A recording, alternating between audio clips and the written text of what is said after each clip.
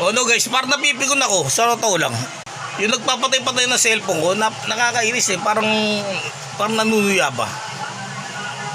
Parang siguro ang laki ng gusto sa akin nito, YouTube.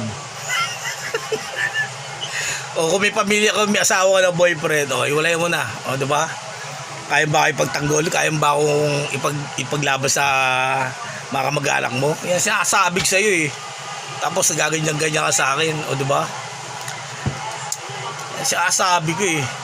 Alam niyo sa totoo lang, ako wala talaga akong girlfriend sa totoo lang. Kasi marami ako nililigawan. Ligaw lang yun, pero talagang meron. Siguro American, pwede. American girl. Yan ang tunay na pangyayari.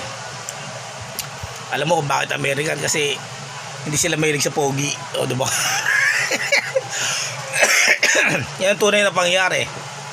Kaya may chance na ako, diba? Yan ang tunay. Kasi American citizen nga ako eh. Yan ang tunay ah. Tandaan nyo yan guys. Ayaw maniwala. Yan siya sabi sa inyo eh.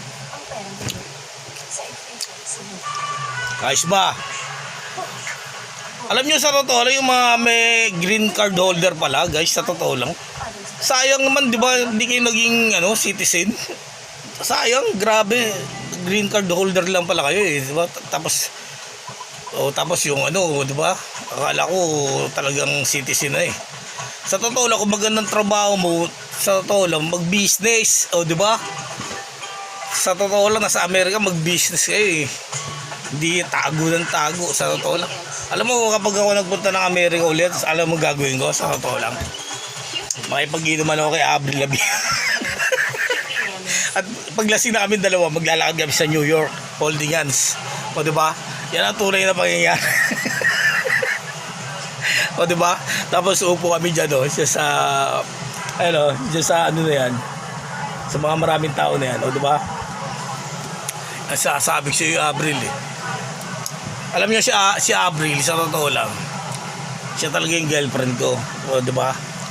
Tignan mo yung album niya. Makinig ng album niya para malaman niyo talaga kung totoo hindi.